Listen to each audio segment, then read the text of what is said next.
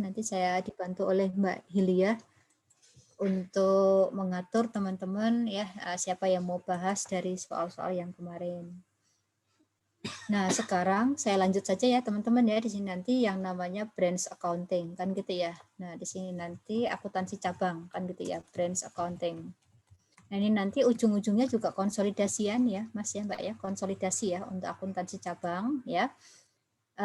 Jadi walaupun kita bicara tentang akuntansi cabang, tapi di sini nanti ada yang namanya ya struktur internal perusahaan ya. Nah, kalau akuntansi cabang itu kita bicara seperti ini, Mbak, Mas ya.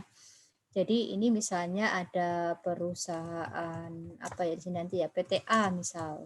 Nah, gini ya. Oke, PTA di mana PTA ya di sini nanti teman-teman ya dia itu ya organisasinya itu terdiri dari ya organisasinya itu terdiri dari saya gini kan ya. Nah, gini. Kan kemarin habis berKTTA tuh ya, biasanya kan ada struktur organisasi gitu ya, walaupun saya coretin gitu ya kalau di bimbingan saya. Nah, emang kalian mau membahas tentang struktur organisasi, membahas akuntansi aja kok struktur organisasi, visi misi kan gitu ya. Ya, tapi kadang-kadang buat ngisi itu juga ding ya, ngisi apa Mbak? Ngisi apa Mbak Hilya? Ya, ngisi supaya lebih dari 5.000 kata kan gitu ya. Iya.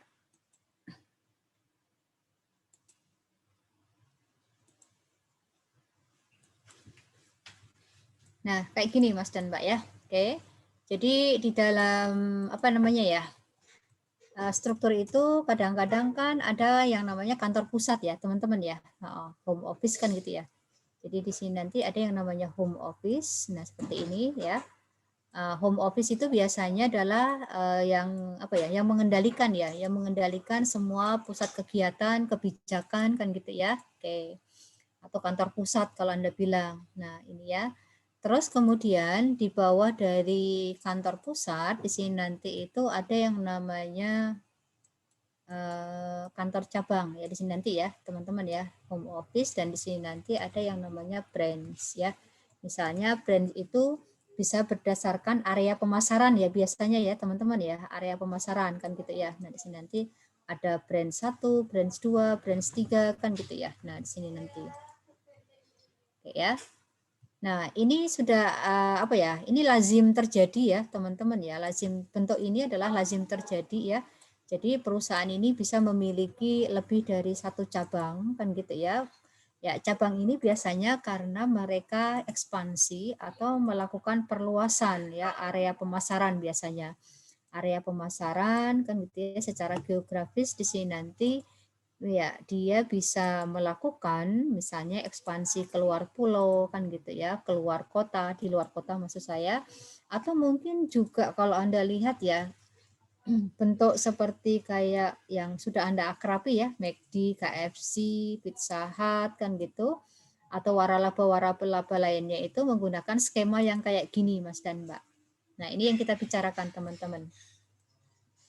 Jadi ya mereka di sini nanti adalah merupakan ya di sini nanti adalah merupakan cabang-cabang, atau misalnya kalau perbankan ya sama ya teman-teman ya. Kalau perbankan itu kan ya rata-rata kalau Anda perhatikan, atau misalnya yang bank sejuta umat itu ya BRI maksud saya, itu memiliki jaringan yang sangat apa ya, atau memiliki cabang ya, ada cabang pembantu kan gitu ya. Nah, kita bicaranya hanya cabang saja Mas dan Mbak. Nah, seperti ini. Jadi nanti yang kita bicarakan itu adalah bagaimana menyatukan akuntansi untuk kantor pusat dengan cabang-cabangnya, gitu ya. Jadi cabangnya itu bisa ada ya lebih dari satu ya, lebih dari satu. Kalau Anda membayangkan seperti BRI itu, kalau suatu saat nanti Anda menjajal ingin menjadi bagian accounting ya, atau menjadi manajer akuntansi untuk BRI Pusat, Anda bisa membayangkan dia punya barangkali ratusan cabang. Ratusan cabang ya Mbak ya, ratusan cabang. Karena kota-kota di Indonesia itu kabupatennya kan Anda lihat ya, kabupaten kota di Indonesia itu ada berapa Mbak? Ya, kalau totalnya 542 dikurangi dengan 34, berarti ada sekitar 508 ya. Kan gitu ya, 508 kabupaten kota. Artinya adalah setiap kabupaten kan pasti punya satu cabang BRI, bahkan ada yang lebih dari dua, kan gitu ya. Berarti Anda bisa bayangkan BRI, Bank BRI itu memiliki 500 lebih dari 500 cabang. Nah, itu setiap triwulan itu harus bikin laporan keuangan. Nah, Anda bisa membayangkan aja ya, ngebayangin gitu. Walaupun dibantu dengan software akuntansi, tetapi secara konseptual itu Anda harus paham ya, bagaimana jalannya proses penggabungan laporan keuangan.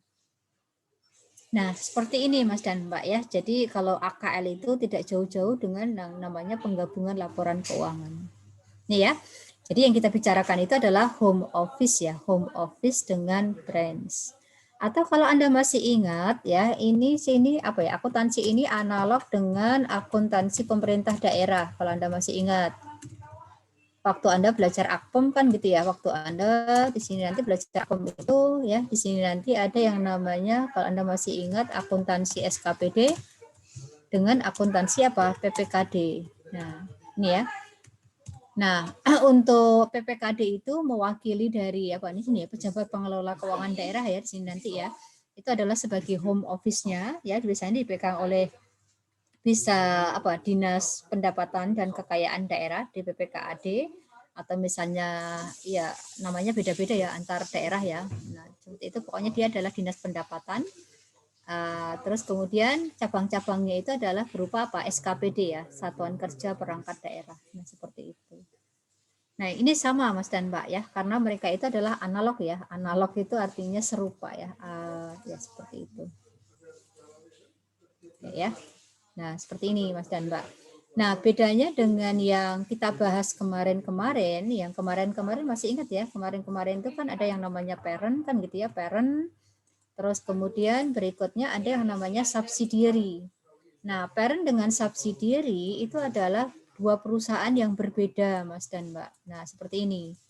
Mereka adalah dua perusahaan yang berbeda. Nah, sekarang yang kita bahas ini adalah internal perusahaan ya, internal satu perusahaan, di mana struktur internal itu ada yang namanya kantor pusat dan ada yang namanya cabang. Nah, seperti itu. Nah, terus kemudian ya ada bentuk yang ketiga yaitu yang namanya agen. Di sini nanti ya Mbak ya, Mas ya. Ini agen ya, di sini nanti hanya saya singgung aja ya. Kalau agen ya, agen ini adalah merupakan di sini nanti ya.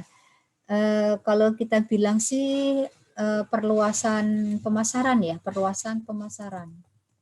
Ya, di sini nanti ya. Kalau Anda lihat misalnya kan ada agen penjualan, ya misalnya penjualan ya dia ya, penjualan misalnya di sini ada tiket kan gitu ya, atau misalnya agen di sini nanti. Agen tiki kan gitu ya, agen pengiriman paket atau barang kan gitu ya. Ya, misalnya Mas dan Mbaknya tentu saya tahu ya di sini nanti kan misalnya kalau Anda pengen mengirimkan barang kan gitu ya. Nah, di sini nanti Anda bisa memilih seperti ini. Termasuk juga kantor pos dan lain-lain. Nah, di sini ya. Kalau untuk agen ya, kalau secara operasional dia itu lebih sederhana. Karena dia biasanya hanya menjalankan satu fungsi, misalnya dia sebagai agen penjualan tiket atau agen penjualan air galon, air kemasan. Nah, maka di sini nanti tugas dia itu hanya menjual saja. Dia tidak melakukan pembelian karena dia dipasok dari kantor pusat ya. Terus kemudian juga dia tidak menggunakan aset ya. Kadang-kadang dia kan hanya berbekal satu meja kecil misalnya atau satu komputer misalnya Mas dan Mbak kan gitu ya.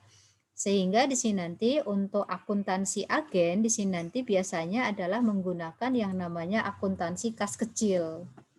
Nah, di sini nanti Mas dan Mbak. Jadi kalau untuk agen ya, ini tidak saya bahas secara khusus ya. Anda bisa melihat dari workbook saya.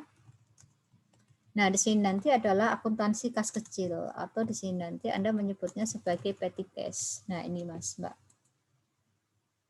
Ya, tidak ada yang istimewa ya di sini nanti Anda dulu sudah mengenal ya, ada yang namanya impress fund, ada yang namanya floating fund kan gitu ya. Atau kalau Anda di akuntansi pemerintah mengenal yang namanya UP ya, untuk uang persediaan. Nah, seperti itu. Jadi kalau agen dia transaksinya tidak banyak sehingga akuntansinya juga tidak terlalu kompleks, sederhana. Paling di sini nanti kan dia dikasih misalnya uang untuk apa? Uang untuk sewa bulanan, uang untuk misalnya beli keperluan sehari-hari, contoh misalnya kayak air galon, kemudian bayar pulsa kan gitu ya. Pegawainya paling hanya 1 atau 2 kan gitu. Jadi tidak terlalu kompleks, Mas dan Mbak. Nah, ini kalau agen ya. Agen letaknya di mana, Bu? Ya bisa di bawah cabang di sini, Mas dan Mbak. Kan dia kecil-kecil ya, hanya perluasan untuk area penjualan ya. Apalagi kalau di era internet ini sepertinya profesi agen sudah banyak berkurang ya, Mbak ya. Karena kan apa? Dengan penjualan di internet atau marketplace itu ya semua pelanggan ya rata-rata yang melek internet itu biasanya sudah langsung bisa mengakses apa di situ penjualan ya secara online. Nah, gitu. Sehingga ya salah satunya itu adalah di sini nanti ya banyak agen itu yang mengalami apa? Mengalami kalau Pak Renal Kasali ngomongnya apa sih? Disrupsi ya, disruption ya gitu, disrupsi ya. Atau penghilangan ya, penghilangan apa namanya ya profesi, penghilangan macam-macam ya karena adanya kemajuan teknologi ini. Nah, itu saja ya, saya tidak cerita banyak tentang agen. Nah, sekarang saya masuk ke akuntansi cabang. Nah, ini saya gambarkan teman-teman ya. Oke. Nah, ini gambarnya ya. Oke. Nah, sekarang saya ke samping.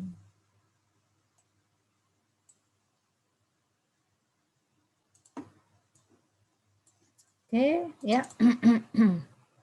Nah, di sini nanti ya. Hubungan antara home office dengan cabang ya itu adalah hubungan adanya apa ya pendelegasian kewenangan ya pendelegasian kewenangan di mana nanti ya sebentar di sini nanti ya pendelegasian dari kantor pusat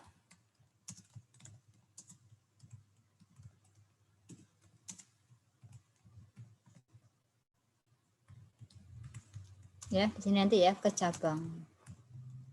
Ya, apa saja yang diperbolehkan dari kantor pusat ke cabang ya, Mas ya, Mbak ya. Yang pertama itu adalah apa ya di sini ya, pertama ya.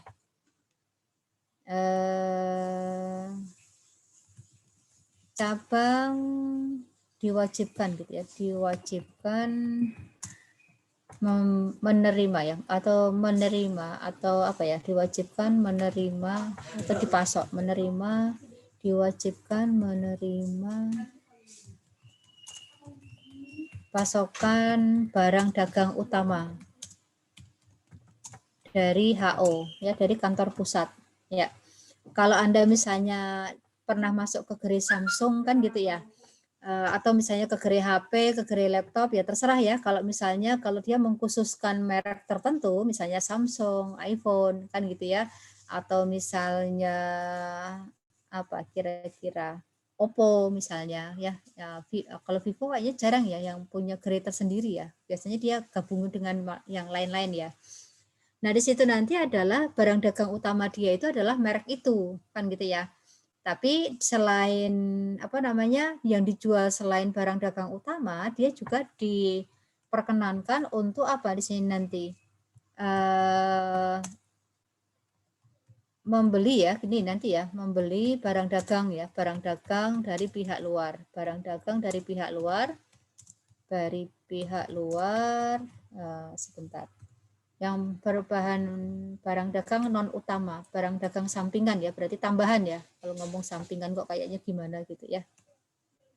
Barang dagang tambahan ya di sini nanti tambahan atau sampingan ya. Sudahlah nggak apa-apa ya dari pihak luar. Misalnya kalau saya contohkan toko handphone tadi kan misalnya kalau Anda lihat aksesoris ya, aksesoris handphone itu kan misalnya kalau Anda masuk ke gerai Samsung, misalnya Samsung kan gitu ya, belum tentu apa aksesoris misalnya kayak pelindung kaca, pelindung layar, kemudian casing, kemudian Bluetooth atau misalnya apalagi tuh ya Mas ya Mbak ya charger atau apa, tidak harus apa selalu dengan merek Samsung. Tetapi dia bisa menerima aksesoris-aksesoris itu dari vendor luar. Nah, seperti itu. Oke ya. Terus kemudian berikutnya adalah misalnya cabang diwajibkan misalnya di sini nanti menyetor ya, menyetor hasil penjualan ke kantor pusat ya di sini nanti ke home office secara periodik. Nah, di sini nanti. Sehingga nanti ada transfer apa? Uang antara cabang dengan pusat. Gitu ya Mas ya, Mbak ya. Terus kemudian yang D ya di sini nanti cabang berhak untuk menjual ke pelanggan. Iya, ya begitu ya, menjual ataupun menagih ya, dan menagih hasil penjualan. Oke. Terus kemudian yang berikutnya di sini nanti cabang diperbolehkan apa ya di sini nanti ya, melakukan transaksi kalau kita bilang transaksi operasional ya, transaksi operasional ya dengan pihak luar. Ya, misalnya di sini nanti transaksi operasional itu adalah pembayaran jasa kan gitu ya, pembayaran jasa itu misalnya di sini bisa sewa, kemudian penyediaan utilitas oleh pihak lain. Utilitas itu ya salah satunya internet, listrik kan gitu ya teman-teman ya, dan lain-lain. Nah seperti ini. Atau bayar iklan juga nggak apa-apa ya di sini nanti ya, atau ini saya bilang dan lain-lain. Terus kemudian yang F yaitu di sini nanti cabang membiayai kegiatan operasionalnya dari hasil operasi cabang sendiri. Nah, gini ya. Oke. Terus kemudian yang G yaitu cabang diwajibkan ya menyetorkan ya di sini nanti kalau kita bilang laba ya, laba bersih ke pusat.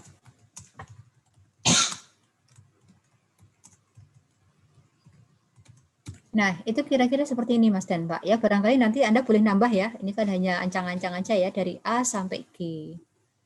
Nah, ini Mas dan Mbak yang biasanya didelegasikan dari pusat ke cabang. Tapi untuk yang H ini barangkali opsional ya, tergantung dari ini ya, tergantung dari perjanjian antara cabang dan kantor pusat ya. Nah, di sini nanti diperkenankan meminjam ke kreditor, meminjam uang maksudnya kan gitu ya. Ya, atau membeli aset tetap sendiri. Nah, ini ya, kalau yang ya semuanya opsional ya, teman-teman ya. Artinya tergantung dari kebijakan kantor pusat terhadap cabang-cabangnya. Nah, gitu, teman-teman. Oke, ya. Nah, ini kira-kira ya pendelegasian kewenangan dari kantor pusat ke cabang. Oke, saya tulis di sini nanti pengantar gitu ya. Oke, ya.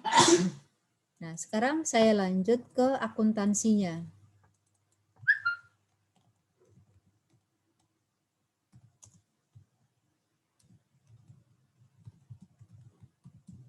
Nah, baik ya.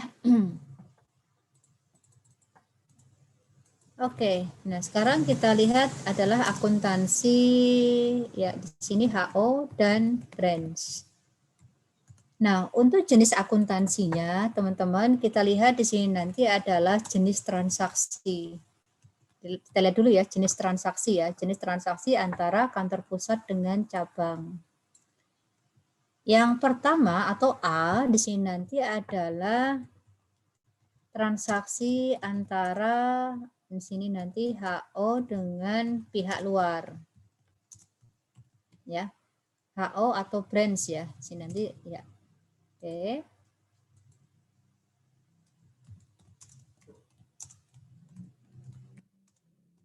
Oke ya. Ya, di sini saya kasih contoh apa di sini nanti? HO dan cabang ya melakukan apa di sini nanti Mbak? Pembelian ya, pembelian. Di sini misalnya barang dagang dari pihak luar.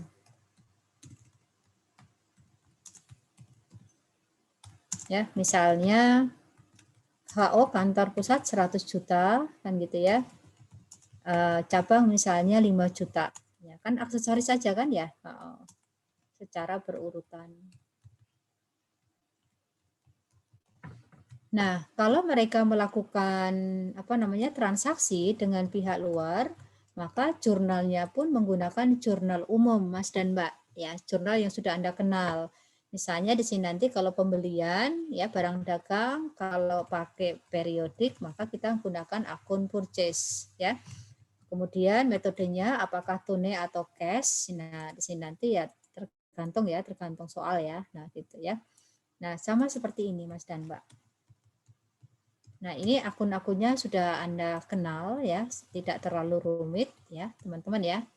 Kalau mereka melakukan transaksi dengan pihak luar. Nah, seperti ini. Oke. Nah, sementara di sini nanti untuk brands ya sama ya di sini nanti ya. Jurnalnya ya sama di sini nanti kalau dia pakai periodik ya berarti purchase atau inventory, kemudian pada cash atau apa account payable.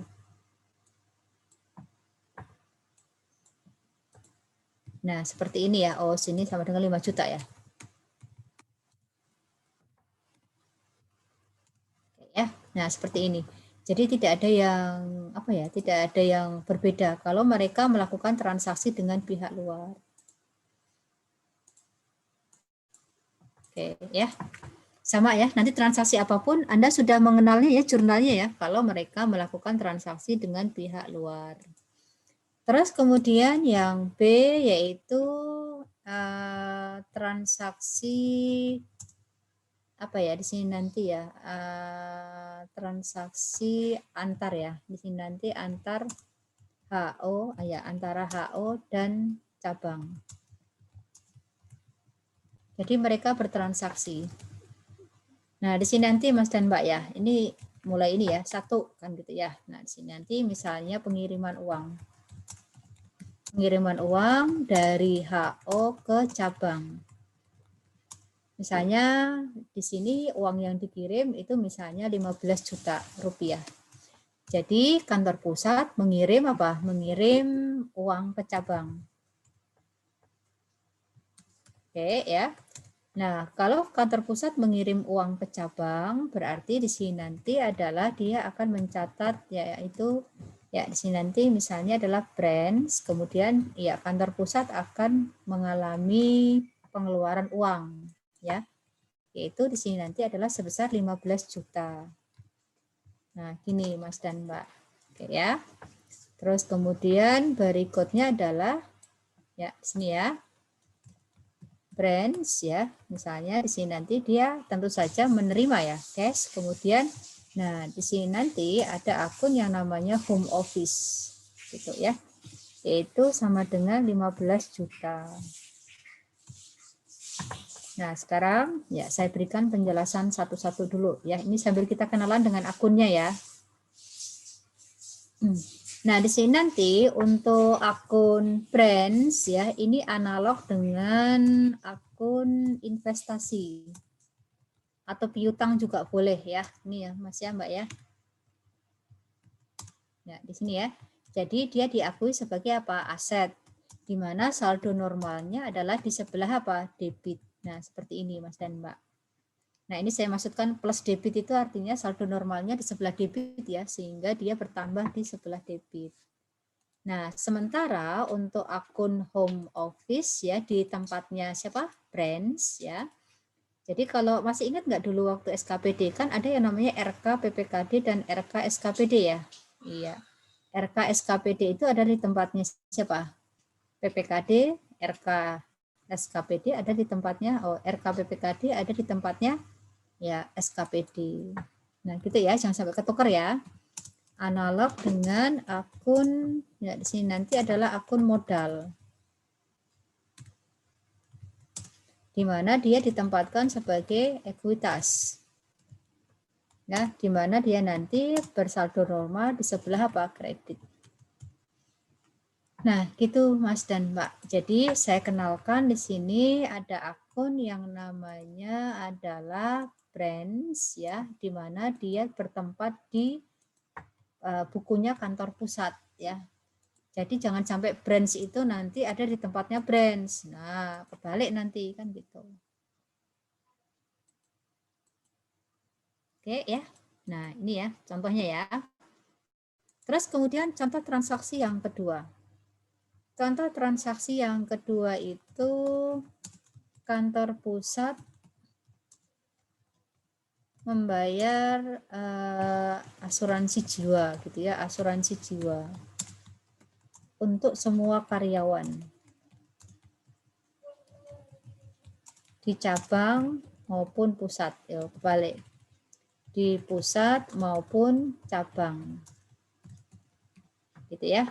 Misalnya untuk pusat bebannya itu 10 juta misalnya. Nah, untuk cabang di sini nanti misalnya 20 juta. Ini misal ya Mbak ya, Mas ya. Oke, angkanya maksud saya yang misal kan gitu ya. Nah, di sini nanti ya untuk jurnalnya maka apa di sini nanti Mas dan Mbak ya. Kalau bayar premi asuransi berarti di sini nanti adalah prepaid insurance. Gini ya. Prepaid insurance pada cash yaitu sebesar 30 ya.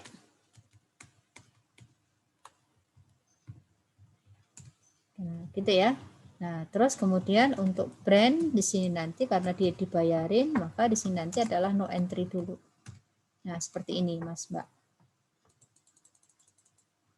Nah, baru kemudian yang ketiga yaitu home office atau kantor pusat mengalokasikan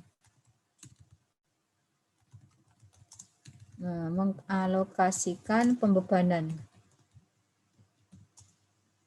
asuransi ya, asuransi, minta maaf, asuransi jiwa tersebut ya ke cabang ya, sesuai dengan porsi ke cabang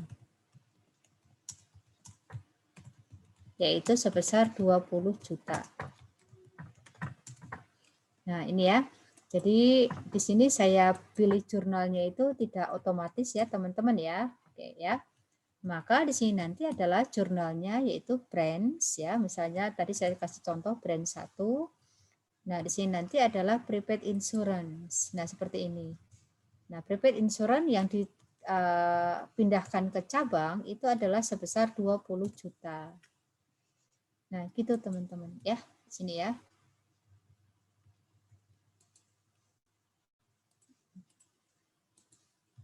Oke. Nah, ini adalah ya pengalokasian kepada cabang. Nah, terus nanti branch ya. Ini akan membuat jurnal yaitu ya di sini nanti dia terima ya prepaid insurance ya. Gitu ya. Ini kalau dialokasikan ya, teman-teman ya, dialokasikan sebelum dibebankan kan gitu ya. Atau nanti kalau dibebankan berarti kita bikin adjusting entries ya. Kalau bikin adjusting entries ya berarti di sini nanti adalah atau mungkin ini ya, sebentar. Bentar ya, nah, kayaknya lebih praktis kalau gini aja teman-teman. Bentar. Misalnya pada akhir tahun ya, pada akhir tahun misalnya ini sudah apa namanya sudah hangus ya atau sudah berakhir ya. Ya, berarti kan di sini insurance expense kemudian pada apa? Pada prepaid insurance. Ini aja ya. Nah, saya pilih yang opsi yang kedua ini. Artinya adalah di sini nanti tinggal apa Mas dan Mbak? Tinggal bebannya ya, tinggal beban. Nah, berarti di sini nanti yang dikreditkan ini adalah insurance expense. Jadi yang terpakai siapa namanya? Yang terpakai di cabang ya, ini adalah insurance expense sebesar 20 juta ya supaya nanti laba ruginya cabang itu ikut apa teman-teman? Ikut terbebani dengan adanya biaya asuransi itu. Kayak gitu ya, insurance expense pada home office. Ini kalau catatannya di cabang. Nah, gitu teman-teman ya, sini ya. Oke, sampai sini kalau ada yang mau ditanyakan dulu.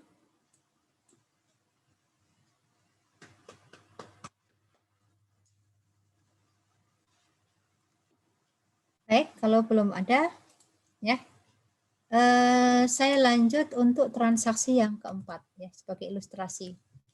Transaksi yang keempat, sebentar.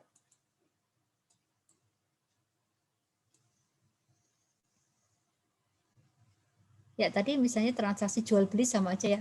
Transaksi jual beli sama aja, oke ya. Terus kemudian berikutnya adalah yaitu transaksi untuk aset tetap.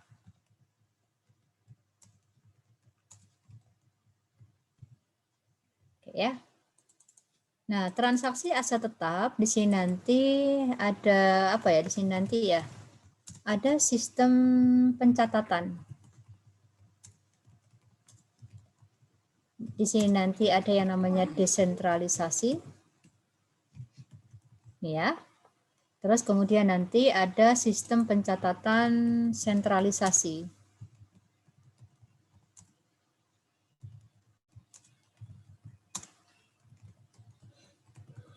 Nah, seperti ini teman-teman ya. Nah, kalau desentralisasi di sini nanti adalah home office dan juga apa namanya cabang memelihara catatan aset tetap ya, aset tetap. Nah, masing-masing. Artinya adalah kalau mereka saat ini memiliki aset tetap, maka itu akan muncul di bukunya masing-masing. Nah, sementara kalau misalnya sentralisasi di sini nanti adalah hanya home office yang memelihara catatan aset tetap. Nah, semua semua yang dimiliki semua aset tetap yang dimiliki perusahaan. Nah, seperti ini, teman-teman. Oke, ya. Nah, sekarang kita lihat contohnya ya. Contoh untuk sistem yang desentralisasi dengan yang sistem sentralisasi. Kita mulai dari ilustrasi perolehan aset tetap ya di sini nanti ya. Aset tetap yang dibeli parent, maaf ya, dibeli oleh HO ya. Misalnya di sini nanti adalah peralatan dengan harga berapa di sini nanti? Dengan harga misalnya 100 juta ya. Terutang. Ya. Nah, anggap saja di sini sistemnya desentralisasi ya di sini nanti ya teman-teman ya. Oke. Berarti di sini nanti adalah yang beli siapa? Yang beli adalah si home office ya. Terus kemudian di sini nanti misalnya saya pakai note payable.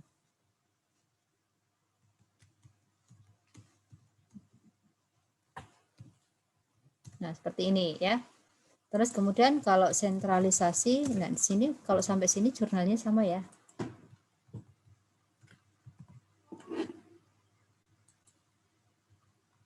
Nah, seperti ini teman-teman. Dah, ya. Terus kemudian sebentar, saya tulis dulu branch ya. Nah di sini nanti branch ya pertama adalah no entry ya karena ini transaksinya adalah transaksi dari home office. Nah seperti ini.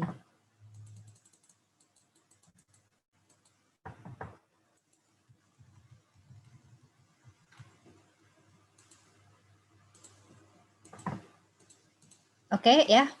Nah seperti ini.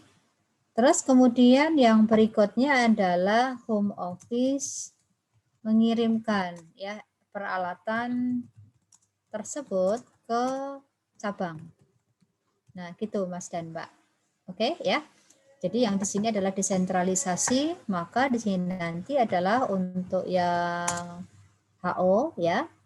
Oke, kita akan mencatat yang namanya ya, dalam hal ini adalah branch ya. Misalnya pakai brand 1 ya, cabang 1. Kemudian di sini nanti adalah pada equipment. Asumsi tidak ada biaya angkos angkut, asumsi ya sini. Nah, seperti ini. Oke ya.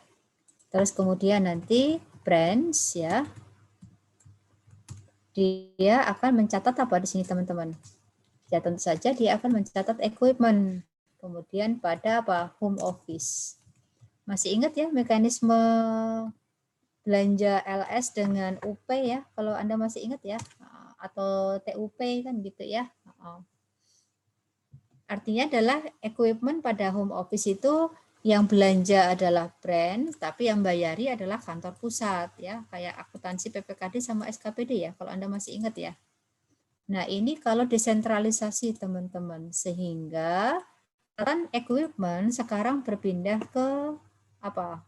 Ke cabang ya, ke cabang. Oke ya. Nah, sementara kalau misalnya dengan sistem sentralisasi di sini nanti ya. Nah, di sini nanti tidak ada jurnal. Artinya seolah-olah barang ini ya apa namanya? Catatannya itu tetap berada di siapa namanya? Tetap di kantor pusat. Nah, gitu ya. Di sini nanti adalah no entry. Ini kalau sistemnya sentralisasi. Jadi meskipun barang itu dikirim ke cabang, tapi ternyata apa Mas dan Mbak, catatan akuntansinya itu adalah masih tetap di kantor pusat. Gitu ya. Oke.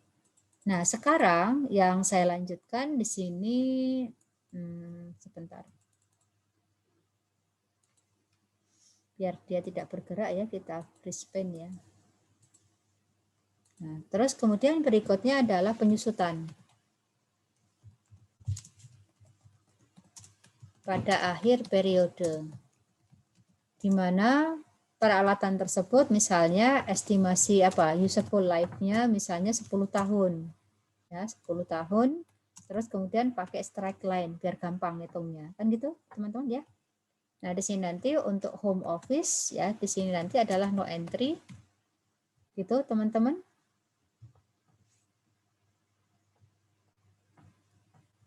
Oke ya. Nah, di sini nanti untuk brands ya. Nah, nanti yang mencatatkan brands karena kan apa namanya equipment ini sudah berada di brand sekarang, sudah berada di brands gitu ya. Sehingga di sini nanti adalah depreciation ya, expand kemudian pada accumulated depreciation. Nah, di sini nanti adalah 100 juta misalnya gampangnya bagi 10. Nah, seperti ini teman-teman. Ini kalau pakai desentralisasi. Nah, bagaimana kalau pakai sentralisasi? Nah, kalau pakai sentralisasi berarti di sini nanti yang mencatat penyusutan tentu saja adalah pihak home office. Kita asumsikan sama ya, yaitu 100 juta dibagi dengan berapa? 10. Nah, terus kemudian, nah, karena yang pakai adalah siapa? Cabang, maka di sini nanti home office akan memindahkan teman-teman, yaitu memindahkan apa Bu? Beban penyusutan ini. Kepada siapa? Tentu saja kepada cabang. Nah, seperti ini teman-teman. Ya. Baru kemudian branch ya. Dia akan mencatat adanya apa?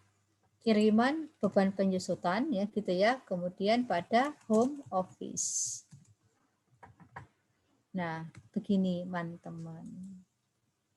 Nanti variasinya cukup banyak ya untuk soal-soal yang ini ya. Jadi nanti mohon ya Anda mengerti konsepnya dulu ya, baru kemudian Anda bisa menerapkan dengan berbagai macam variasi soal. Nah, begini Mas dan Mbak ya, nanti bedanya antara sentralisasi dengan desentralisasi. Oke, sampai sini kalau ada yang mau ditanya, saya berhenti dulu. Izin bertanya, Bu. Apa ya, Gil?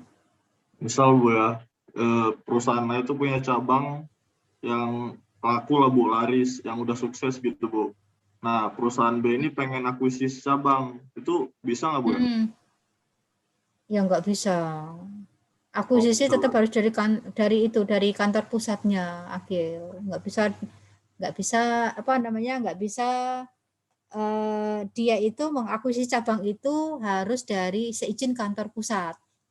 Tapi kalau misalnya kan gini, PTA, PTB, ya gitu ya, Agil ya.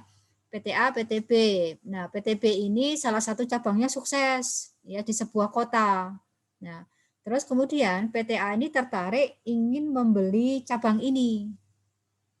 Nah, ini yang namanya penjualan bisnis ya, namanya ya, bukan penjualan perusahaan atau bisnis, kan gitu ya. Jadi yang namanya bisnis itu bisa bagian dari perusahaan. Nah, bisa Akil, bisa ya. Tetapi transaksinya harus dengan si kantor pusat, harus dengan si perusahaan itu untuk membeli cabang tersebut. Nah, gitu. Itu Akil. Baik Bu, terima kasih Bu. Yuk, sama-sama. Ibu boleh izin bertanya, Bu? Ya, silakan Mbak Ais. Jadi kan kalau misalkan nih waktu dari pusatnya dari pusat ke cabang itu ada biaya kirim. Itu kan kalau di desentralisasinya masuk ke nilai equipment-nya kan. Nah, kalau yang sentralisasinya gimana? Kalau sentralisasi ya berarti nanti masuk ke itu ya, tetap masuk ke sebentar. Berarti tetap masuk ke kantor pusat ya, Mbak ya. Kalau misalnya biaya pengiriman ini kalau tidak salah kan dimasukkan ke dalam nilai equipment ya. Masih ingat ya kalau Anda ya, namanya equipment itu adalah semua pengeluaran ya, masih ingat ya dulu di AKM 1 ya, semua pengeluaran dalam rangka memperoleh barang sampai barang itu siap untuk digunakan ya, for intended use kan gitu. Jadi di sini tidak ada yang namanya akun ongkos kirim kan gitu ya, ongkos kirim atau freight in. Nah, semuanya nanti masuk ke aset. Jadi nanti pada saat pengiriman kalau ada ongkos kirimnya, nah di sini nanti ya Mbak ya, kalau misalnya ada ongkos kirimnya berarti di sini nanti masuk ke dalam, ya sebentar Mbak. Saya sambil mikir kalau ada ongkos kirim itu, ongkos kirim masalahnya kan cash ya. Nah di sini nanti seperti ini Mbak, sebentar maaf. Nah di sini nanti adalah cash ya, di sini nanti ya cash ya. Misalnya cashnya sebesar berapa, di sini nanti 1 juta. Misal, kan gitu ya Mbak ya, berarti di sini branch-nya adalah sebesar ya 1 juta tambah 100 ya berarti 101 maaf.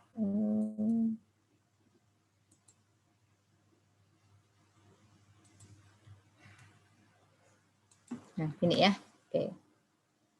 Sehingga untuk branch ya di sini nanti dia akan mencatatnya seperti ini. Nah gitu Mbak Ais ya. Terus kemudian kalau untuk si kantor pusat ya berarti di sini nanti kalau anggap saja kalau di sini langsung ya. Kalau langsung ya berarti equipment, terus kemudian ya di sini nanti adalah di sini nanti cash ya. Cash sebesar 1 juta.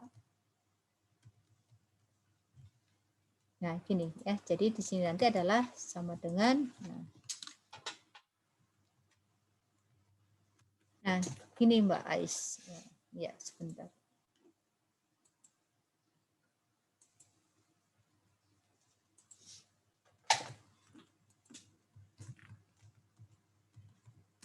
Oke, nah seperti ini. Oke, ini kalau ada ongkir ya, kalau ada ongkir. Begitu Mbak Ais? Ya. Ini saya kembalikan lagi seperti semula ya, teman-teman ya. Oke ya. Ya, karena saya tidak menambahkan ongkir ya, ongkir 1 juta ya. Nah, gitu.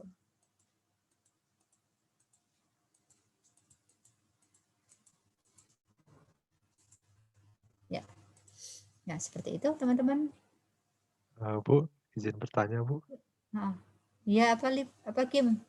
Kalau misal penyelenggaraan akuntansinya itu yang sentralisasi, tapi cabangnya itu melakukan pembelian aset tetap gitu Bu, itu yang nyatet siapa Bu? Dia beli langsung, nggak ada pengiriman gitu Bu. Oke. Baik ya. Jadi ini untuk ilustrasi yang berikutnya ya, Hakim ya. Ilustrasi bahwa cabang membeli ya, membeli misalnya peralatan dengan apa ya, dengan tapi di sini nanti gini, home office yang membayar. Ini kayak Hakim nih kan gitu ya. Nah, mah, bu, bunda, ya, aku beli di Lazada kan gitu ya. Tapi ini ya, apa namanya, kode bayarnya ya kan gitu. Kan gitu ya Kim ya. Oh ya. Artinya adalah cabang yang membeli ini ya, cabang yang membeli peralatan tapi home office yang bayar gitu ya. Nah, saya bikin gitu ya. Kalau misalnya cabang yang membayar sih nggak masalah ya, cabang yang membayar juga nggak masalah sih. Misalnya kalau cabang yang membayar, misalnya saya ganti ini, misalnya cabang juga yang membayar. Oke, kan gitu ya. Kita mulai dari sentralisasi dulu. Dari sentralisasi di sini nanti adalah, sebentar saya geser dulu Mas dan Mbak ya. Oke. Pertama HO ya, untuk HO saya ini kan dulu 1 2 3. Nah di sini branch ya. Kalau cabang yang membayar kan itu ya, berarti di sini nanti adalah equipment. Nah dia ini transaksinya ini dulu ya, equipment pada cash. Nah seperti ini. Jadi harus ada jurnal bahwa pembelian equipment dilakukan oleh cabang. Terus kemudian berikutnya adalah ketika equipment ini ya, catatannya itu dipindahkan kepada siapa? Kepada kantor pusat. Nah seperti ini. Atau misalnya kalau akuntansinya ini cukup dengan itu ya, nggak usah dicatat, ini juga nggak apa-apa ya sebenarnya ya. Tapi ceritanya adalah di sini nanti untuk menunjukkan bahwa yang bayar itu cabang. Jadi perlu jurnal kayak gini juga ya Kim ya. Misalnya gini 10 juta, 100 juta ya, di sini nanti ya teman-teman ya. Tadi 100 juta kan ya, 100, 23, 23.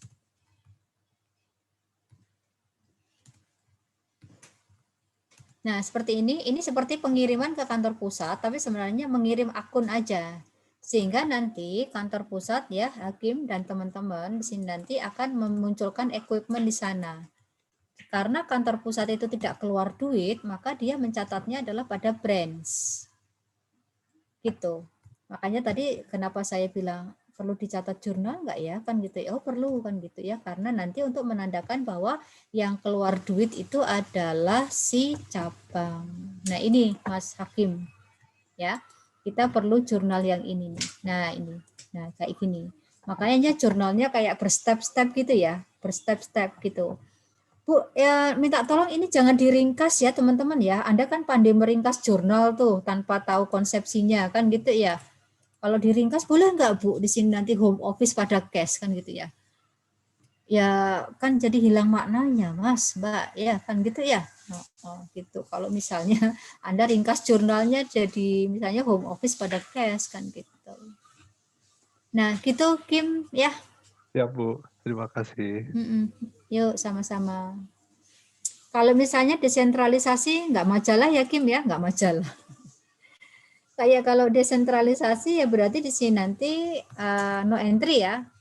Karena yang pakai kan cabang ya, yang pakai cabang. Ya berarti di sini cabang ya yang membuat jurnal ini teman-teman. Ya di sini nanti adalah equipment, kemudian pada apa? Misalnya pada cash, misal. Ya, tidak perlu tidak perlu dioper ke pusat catatannya. Nah, ini bedanya antara desentralisasi dengan sentralisasi. Oke, gitu teman-teman. Antara sentralisasi, desentralisasi. Gitu ya. Yuk, silakan kalau ada yang mau tanya sedikit dulu. Permisi Bu, mohon izin untuk bertanya. Iya, Kevin, silakan Kevin. Iya Bu, kalau misalnya equipment yang ditransfer ke cabang itu mengalami kebakaran gitu ya Bu, itu yang mencatat loss-nya itu siapa aja Bu? Mau desentralisasi atau sentralisasi nih? Kalau yang desentralisasi Bu. Kalau desentralisasi ya di sini nanti kalau masih dalam perjalanan berarti kan bukan cabang ya Mas Kevin ya. Jadi di sini nanti yang mencatat adalah si kantor pusat ya. Misalnya kecelakaan gitu ya, kecelakaan di jalan, remuk kan gitu ya, remuk kan gitu. Yang menanggung kerugian di sini nanti adalah kantor pusat. Ya. Ya, di situ ya. Itu kalau ya maksudnya itu kantor pusat ya. Cuma nanti cara mencatatnya karena barang ini belum sampai di cabang, berarti cabang kan belum itu ya. Kita nggak pakai misalnya FOB destination atau FOB shipping point ya, nggak pakai gitu-gituan ya. Tapi karena ya kalau desentralisasi di sini nanti kalau equipment ini belum sampai di cabang ya berarti cabang kan nggak tahu Vin. Logikanya kan gitu ya. Cabang kan belum terima equipment kan gitu ya, sehingga yang mencatat misalnya loss atau kehilangan equipment ini adalah kantor pusat. Nah, gitu Kevin. Pada saat misalnya gini Vin ya, ini ya pada saat misalnya kantor pusat itu mengirimkan ke cabang. Nah, pada saat ya ini ya, Vin ya. Nah, seperti ini ya. Nah, dia kan melepas nih kan gitu ya. Nanti ditambahin lagi jurnalnya di sini Kevin. Kalau misalnya apa? Ternyata equipment ini rusak di jalan karena kecelakaan atau karena apa kan gitu. Atau tadi Kevin bilang ya kecelakaan sama ya, kebakar atau kecelakaan ya sama ya. Ya berarti di sini nanti adalah loss pada branch. Berarti kan kita menghilangkan itu. Kecuali nanti kalau ada, tapi kalau ada penggantian asuransi itu biasanya jauh-jauh di ini waktu ini ya agak lama ya proses penggantiannya ya, nggak langsung seketika terima penggantian misalnya kalau itu diasuransikan. Ya, Nah, baik, Bu. begitu Makasih. Kevin. Ya, sama-sama. Baik teman-teman ya, kalau tidak ada yang ditanyakan lagi, izinkan saya untuk melanjutkan. Ya, akuntansi aset tetap yang keempat ya, akuntansi aset tetap.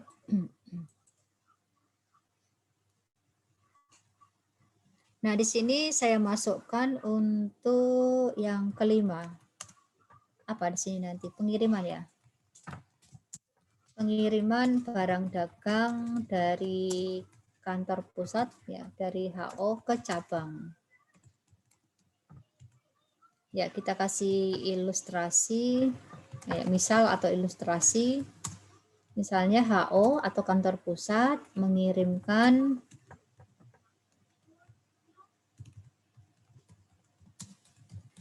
barang dagang ke cabang senilai berapa kira-kira? Misalnya 20 juta saja ya. Plus biaya angkut atau ongkos angkut. Misalnya 2 juta. Ini misal. Nah, seperti ini Mas, Mbak. Oke ya.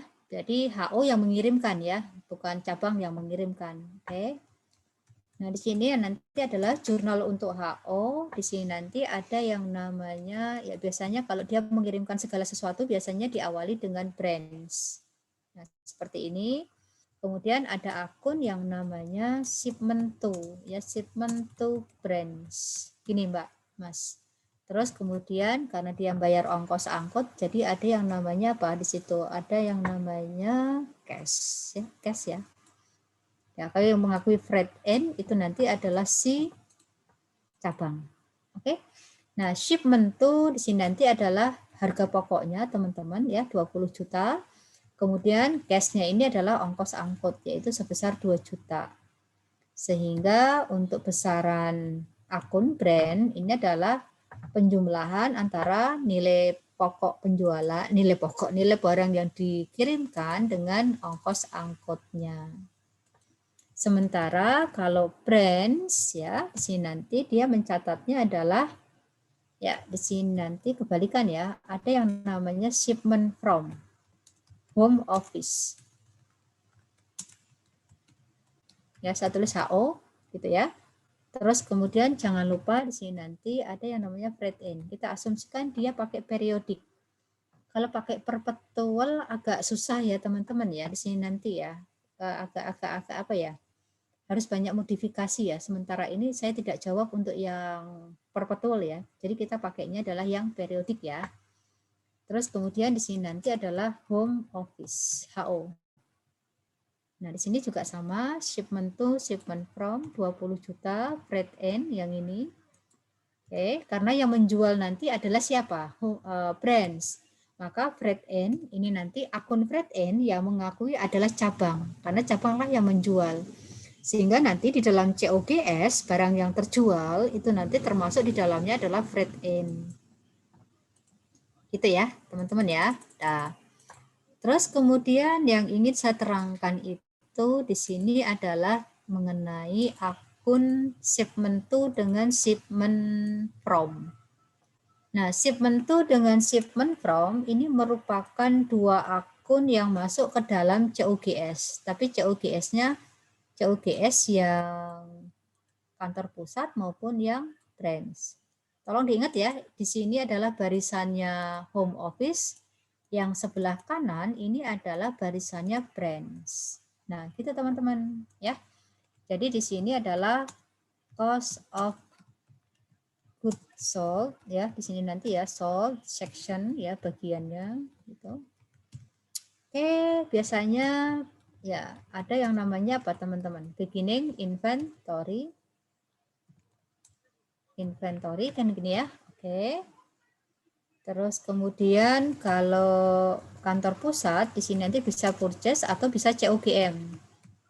Kalau dia memproduksi sendiri kan gitu ya. Kalau purchase kan berarti dia membeli jadi dari pihak lain. Oke. Kemudian di sini nanti ada purchase.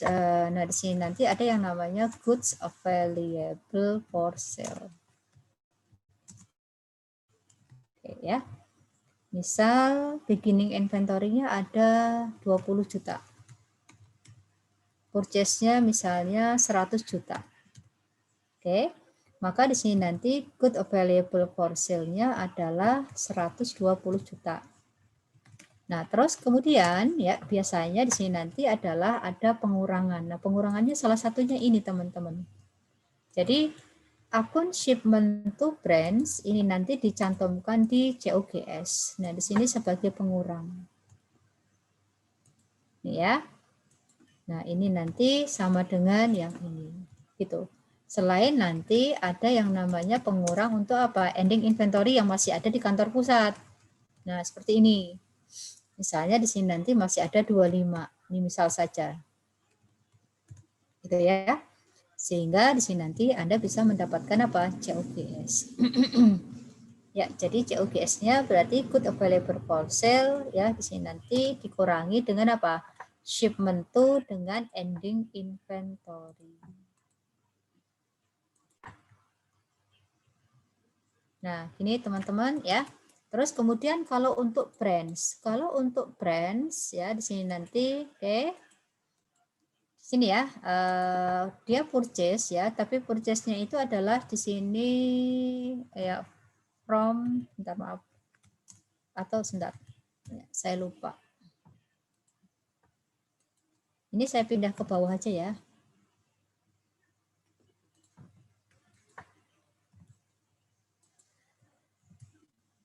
Nah, di sini nanti diisi dengan ini, Mas. Jadi seolah-olah dia merupakan sumber apa ya? Sumber barang ini ya, sumber barang yang diperoleh oleh cabang.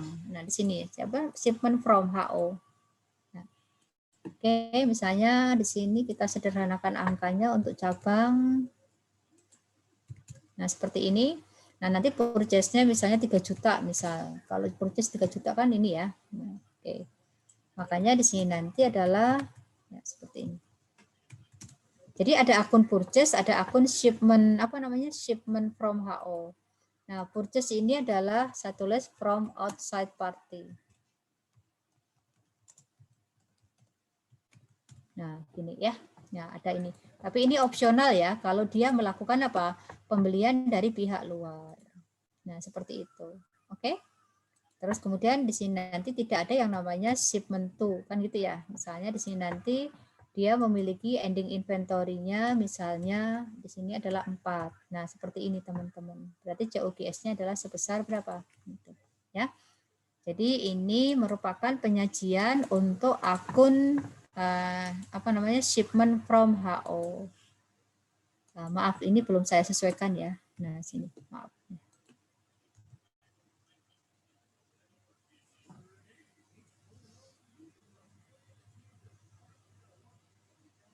Izin bertanya, Bu. Iya, silakan. Yang shipment to branch itu berarti sifatnya mengurangi COGS ya, Bu? Berarti ending inventory branch ini mengurangi goods available for sale ya, Bu?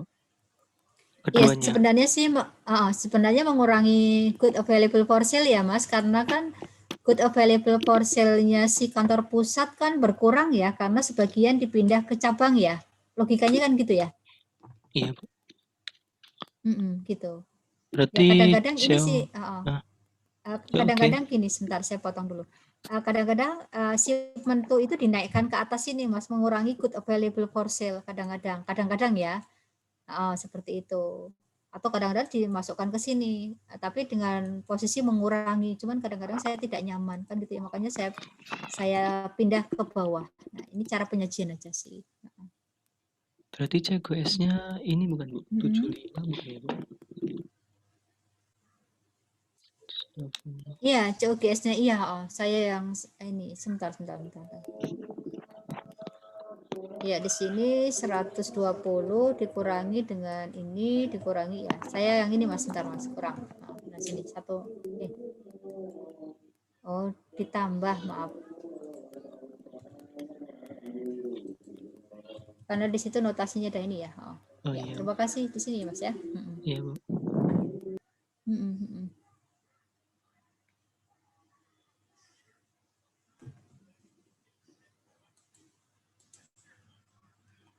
Ya, silakan teman-teman yang lain kalau ada yang mau tanya.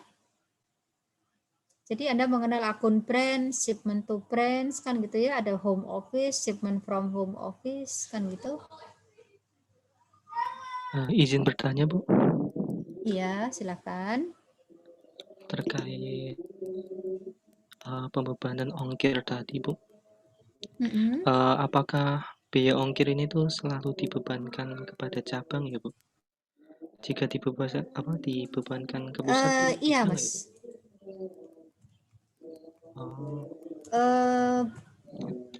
Kan jadi nanti begini, Mas, sebentar ya. Ya, lupa saya. Nah, sini kalau ada freight end. Nah, di sini Mas ada freight end, Mas. Nah, gini.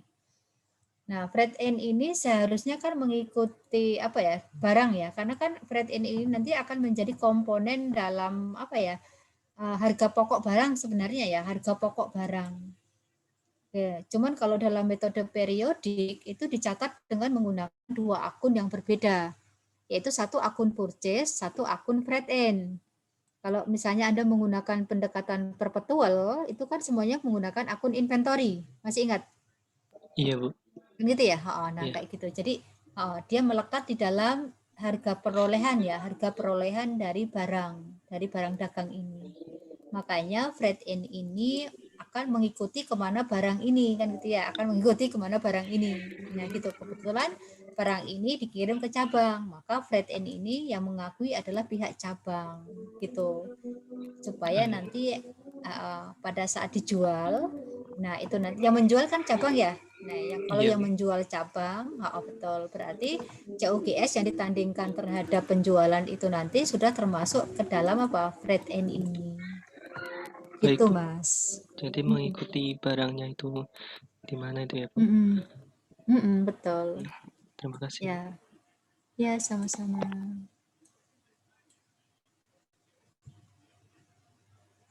Baik, kalau tidak ada, saya lanjut ya, teman-teman ya. Oke, yang ke-6, yaitu di sini nanti ya, pengiriman barang dagang dari HO ke mana cabang ya, branch, di mana HO menetapkan kebijakan markup 10% ya atas harga pokok. Nah, gitu ya. Nah, misalnya di sini nanti adalah saya ambilin aja ya, sama ya angkanya ya teman-teman ya. Oke. Ya, nah, berarti nanti ada markup sebesar berapa? Ada markup sebesar 10%. Nah, ini saya pinjem akunnya ya supaya gampang aja. Oke ya. Nah, terus kemudian nah ini saya geser ya ke bawah. Nah, di sini nanti bedanya adalah ada yang namanya unrealized profit. Nah, gini teman-teman, unrealized profit sebesar yaitu 10% ya dikalikan dengan nah di sini adalah 20 juta. Oke ya. Terus kemudian di sini saya perbaharui bahwa nilai branch itu nanti adalah sebesar 24 juta. Jadi ada akun yang namanya apa teman-teman di sini nanti unrealized profit. Jadi si kantor pusat ya, si kantor pusat itu memperlakukan bahwa barang yang dia kirim ke cabang itu seolah-olah saya boleh dong dapat laba dikit kan gitu ya dari pengiriman barang ini. Oke, HO-nya berarti di sini nanti adalah sebesar harga pokok ditambah markup. Nah, seperti ini teman-teman. Freight end tetap ya di sini ya, cash 2 juta ya. Nah, ini supaya nanti kalau ada yang ketinggalan. Nah, kalau yang 2 juta ini adalah ini ya, freight end. Maaf di sini.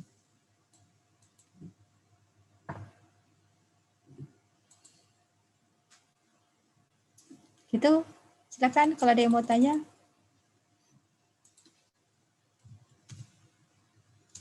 Terus kemudian berikutnya adalah pada akhir tahun, kan itu saya lanjutkan ya, pada akhir tahun ketika barang yang dikirim ke cabang terjual habis ya, terjual habis ya teman-teman ya, terjual habis tentu saja oleh cabang ya, oleh cabang. Nah, di sini nanti adalah HO akan mengakui realisasi apa? Realisasi dari akun unrealized profit.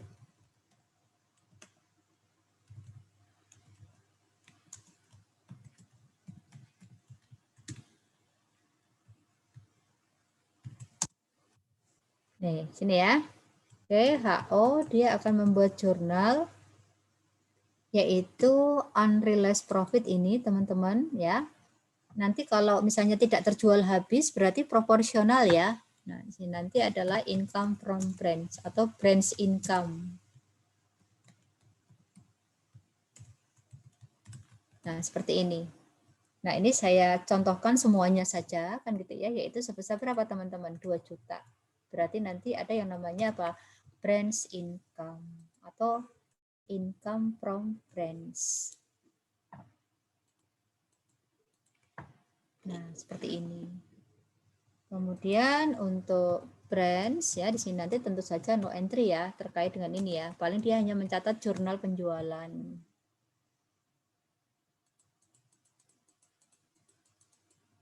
Oke. Terus kemudian 8 ya, 8 yaitu branch melakukan tutup buku ya, tutup buku ya pada akhir tahun, closing entries lah kalau Anda bilang. Anak stan itu terbiasa dengan istilah-istilah bahasa Inggris apa kan gitu ya. Nah, ini ya. Nih, berarti yang kita catat jurnalnya di sini nanti adalah branch. Ya. Oke. Masih ingat ya closing entries ya, teman-teman ya? Nah, pura-puranya masih aja ya. Oke, saya jadikan satu aja closing entries-nya. Sales, kemudian asumsi di sini si brand itu apa, Mbak Mas? Menggunakan periodik. Ini adalah yang 31 Desember kalau Anda masih ingat. Terus kemudian berikutnya lagi di sini tidak ada ya, sini ya. Oke. Terus kemudian saya dekatkan saja merchandise inventory. Mudah-mudahan Anda masih ingat yang ini awal. Kemudian ada yang namanya purchase.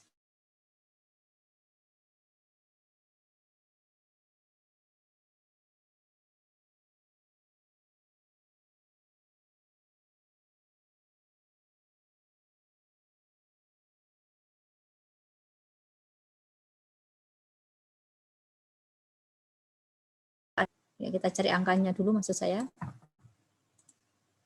ya, yaitu salesnya berapa ya? Atau ngarang dulu ya teman-teman ya. Bentar ya, tadi kan merchandise inventory-nya tadi kalau di ini kan 4 juta ya, 4 juta. Terus kemudian kalau untuk apa di situ?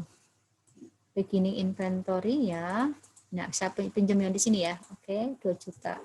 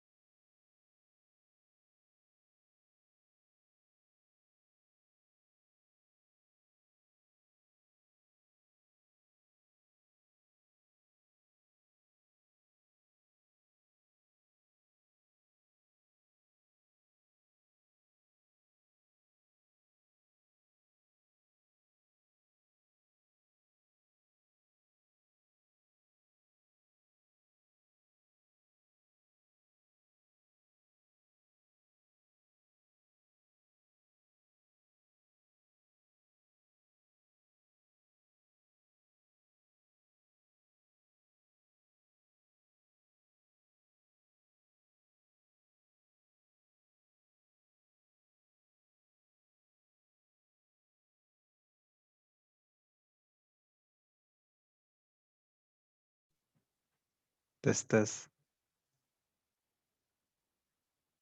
Masuk. Prakdit kerjain kill.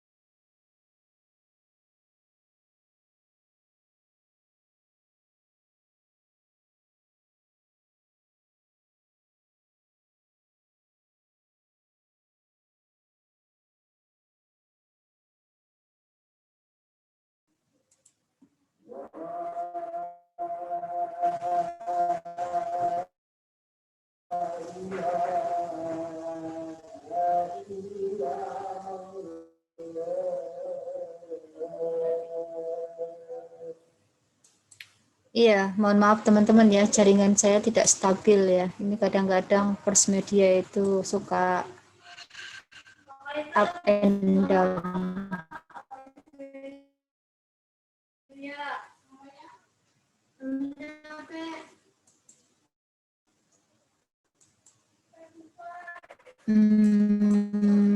Misalnya di sini 1 juta aja ya. Nah ini ya, ini untuk closing entries-nya, salesnya kira-kira berapa ya? Misalnya salesnya 45 juta lah ya, untuk jagain supaya dia tidak rugi ya, teman-teman ya. Oke. Nah di sini nanti adalah ada yang namanya, masih ingat ya, ini di pelajaran pengantar akuntansi dulu. Oke, di sini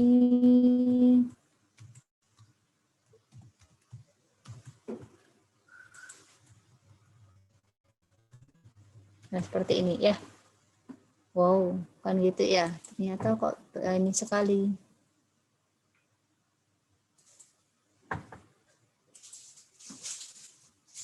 Ya, gini aja lah ya. Nah, Baik, Mas dan Mbak ya. Oke, di sini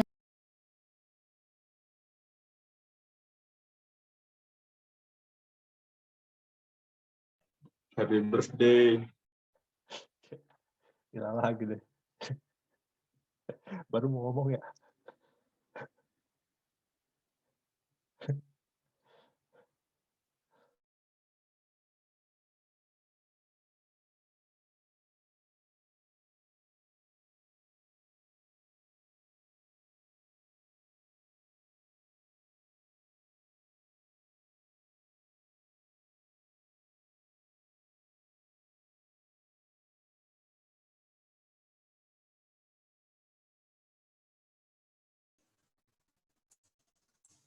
ya, maafkan saya teman-teman ya. Oh, ini benar-benar trouble nih kan gitu ya.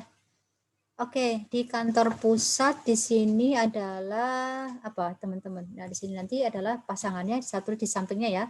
Branch pada income from branch atau branch income ya, income from branch ya, biar Anda tidak terlalu ini ya. Kemarin ada income from subsidiary gitu ya. Nah, di sini. Ini 100% ya, teman-teman ya, 100% kan gitu ya. Nah, gitu. Tidak usah pakai persentase kalau di sini. Nah, gini ya. Jadi home office itu punya akun branch income. Kalau Anda perhatikan, branch income itu yang pertama atau income from branch itu adalah berasal dari bagian laba subsidiary dari cabang, maaf. Ya, di sini nanti, dan yang kedua itu adalah dari apa? Pengakuan realize gitu. Jadi akun income from branch ya itu nanti mendapatkan apa ya? Mendapatkan realisasi dari unrealized profit. Kemudian yang kedua yaitu adalah dari laba cabang ya, laba cabang. Nah, gini teman-teman. Jadi nanti di sini saldonya berapa? 13 juta ya, 13 juta. Ya, silakan di sini sebelum saya putuskan gitu ya. Oh, silakan ada yang mau ditanyakan lagi enggak?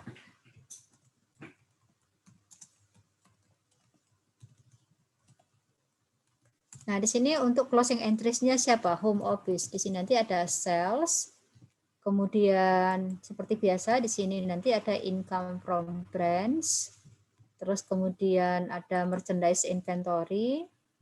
Terus kemudian tadi ada apa? Shipment to branch. Di sini ya, shipment to branch. Nah, seperti itu. Ya, selain ini udah ya berarti ya, udah ya. Nah, untuk yang debitnya, kreditnya berarti sama ya, 1 Januari. Kemudian ada purchase, tidak ada shipment lagi ya. Asumsi tidak ada freight in, kan gitu ya, asumsi ya. Jadi nanti berarti ada expenses. Nah, seperti ini Mas dan Mbak. Baru nanti ada yang namanya income summary. Nah, baru kita pasang angka-angkanya. Ya. Oke, salesnya kita pasang misalnya 100 juta. 3. Income from branch ya, kita pakai angka yang ini ya teman-teman ya. Anggap saja cabangnya 1 gitu ya. Nanti kalau cabangnya 3 ya, gitu ya. Merchandise inventory ngarang aja ya biar tidak ke atas ke bawah ya, nggak apa-apa ya. Merchandise inventory misalnya di sini nanti adalah 20 juta. Kemudian shipment to branch berarti kan sama dengan ini ya. Sebesar berapa? 20 juta. Kemudian merchandise inventory pada ini misalnya 15 juta. Ini misal aja Mas dan Mbak, jangan diprotes ya. Oke. Purchase katakanlah berapa ya? 50 juta atau 60 juta. Kemudian expenses-nya berapa ya? Misalnya ya 28 juta. Nah, seperti ini. Sehingga untuk income summary-nya ini ya.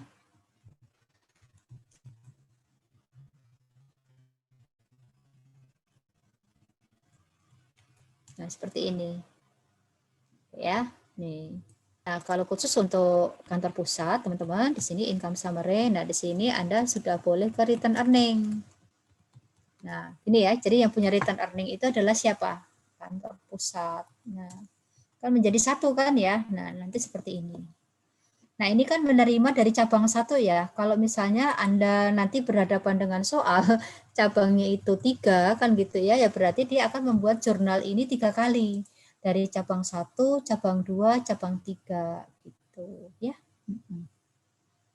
Jadi nanti untuk akuntansi cabang itu agak complicated Mas. Misalnya gini, ini kan kebetulan saya hanya mencantumkan satu cabang ya. Nanti kalau misalnya cabangnya 2 atau 3, berarti Anda akan membuat bagaimana pencatatan untuk cabang 1, bagaimana pencatatan untuk cabang 2 atau cabang 3.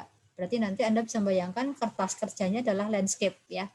Landscape kan gitu ya. Nah, landscape itu artinya ya begini kan itu ya. Dan di situ terkotak-kotak. Nah, nanti mohon bantuannya untuk banyak berlatih soal. Ya, teman-teman ya. Seperti itu. Oke, baik Mas dan Mbak. Ini untuk akuntansi cabang ya. Silakan kalau ada yang mau ditanyakan dulu. Sampai sini dulu, sampai penutupan. Untuk pekan depan kita lanjutkan konsolidasi ya, di mana nanti akun branch dengan akun home office itu akan dihapus.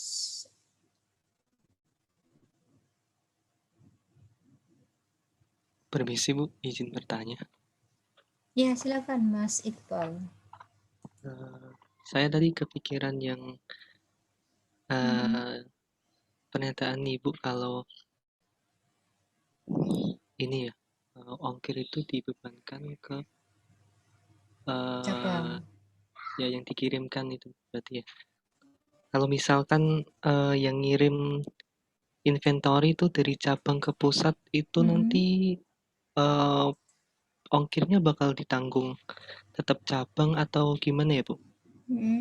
Terus akunnya tetap freight in atau akun lainnya gitu. Soalnya di workbook kok ada akun transportation in itu gimana? Itu aja. Ya, baik. Transportation in sama freight in itu alias atau nama lain. Sama ya, Bu. Gitu ya Mas ya, sama ya berarti ya, sama ya. Jadi gini, kita asumsikan arus barang itu dari kantor pusat ke cabang ya Mas ya. Asumsi arus barang itu dari kantor pusat ke cabang. Kalau cabang mengirimkan kembali barang dagang ke pusat, itu bisa jadi karena barangnya rusak atau kayak retur ya, berarti ya, masih ingat. Tapi ini bukan retur dalam arti ya, gitu ya Mas Iqbal ya. Sehingga kalau ada retur seperti ini, berarti kita tidak menggunakan ongkos kirimnya, itu kita tidak menggunakan freight in lagi Mas Iqbal. Tetapi kita menggunakan misalnya kayak apa ya namanya ya, ya pakai akun beban ya. Entah itu bebannya apa kan gitu ya, tapi beban ini tidak masuk ke COGS gitu Mas Iqbal. Kalau misalnya barang ini dari cabang itu dikirimkan kembali ke pusat, jadi kayak diretur gitu ke pusat. Nah itu berarti tidak menggunakan akun freight in, tapi dia menggunakan akunnya adalah yang lain ya. Karena nanti kalau freight in nanti kalau bolak-baliknya nanti berarti ongkos apa ya namanya? Ongkos kirimnya jadinya bengkak ya Mas ya. Dari kantor cabang ke pusat nanti balikin ke cabang. Waduh, mahal dia apa? Mahal dibolak-balik kan gitu ya. Jadi yang diakui sebagai freight in hanya yang pertama aja Mas Iqbal, yang pertama aja. Oh ya, terima kasih. Iya, sama-sama Mas Iqbal. Izin bertanya Bu. Iya, silakan Mbak Hilia. Bu, kalau misalnya cabang itu melakukan penjualan atau pembelian ke pihak lain gitu, ada pengaruhnya nggak Bu ke pusat?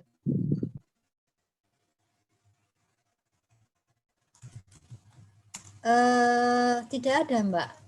Itu kan berarti transaksi sebentar. Transaksi cabangnya secara mandiri dengan pihak lain. Baik Bu, terima kasih. Iya, jadi nanti saya contohkan gini ya Mbak ya, kalau Ya, ini kembali ke yang transaksi semula di atas ya Mbak Hilya ya. Nah, di sini Mbak Hilya. Nah, kayak gini nih. Nah, ini nanti kan ini bisa macam-macam Mbak Hilya. Kalau misalnya kalau mau diperluas ya, yang transaksi yang pertama ini Mbak. Nah, kayak gini Mbak Hilya. Nah, gini ya. Misalnya kalau transaksi penjualan, misalnya sini ya, saya masukkan sini. Misalnya cabang dan HO menjual. Nah, di sini nanti menjual. Ini ya Mbak ya. Misalnya menjualnya itu berapa ya? Misalnya 20 juta gitu ya Mbak ya. Sama berapa ya Mbak? Misalnya 15 kan gitu. Oke. Nah, ini Mbak Hilya misalnya dia menjualnya kredit. Ya, berarti di sini nanti adalah account receivable seperti biasa Mbak. Kemudian pada sales. Nah, asumsi kita pakai apa namanya? Pakai periodik ya. Berarti tidak ada jurnal COGS ya. Nah, seperti ini. Terus kemudian untuk branch ya, di sini nanti apa Mbak di sini sama ya, berarti jurnalnya ya. Account receivable, kemudian pada sales. Nah, karena mereka melakukan penjualan sendiri-sendiri, Mbak. Penjualan sendiri-sendiri ya kepada pihak lain.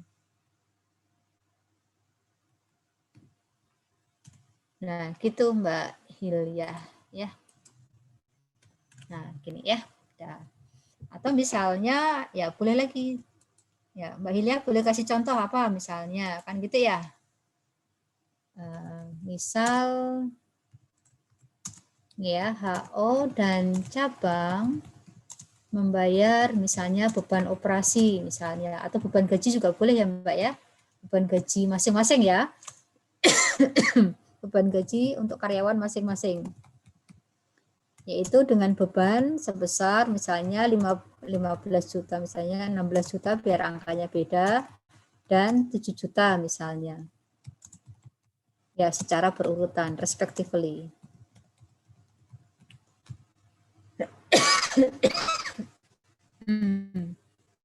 Maaf, saya batuk. Jadi di sini nanti ya untuk HO dia akan mencatat jurnalnya adalah ya seperti biasa Mbak, di sini nanti pakai akunnya ya, di sini nanti salaries expense. Itu ya pada cash misalnya tinggal bayar kan ya di sini ya. Misalnya di sini nanti adalah seperti ini. Apa ini yang dimaksud kayak gini Mbak Elia? Maaf. Iya, terima kasih. Oh iya, baik ya. Berarti jawaban saya tidak meleset ya.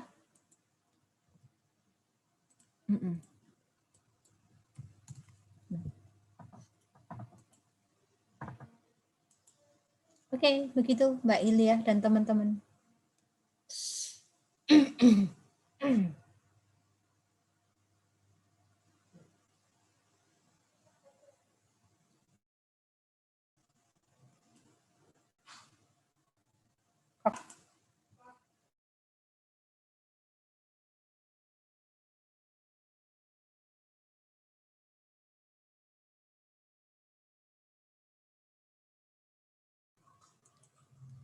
Oke, baik Mas dan Mbak ya. Kalau tidak ada pertanyaan untuk yang tampilan di Excel, ya teman-teman ya.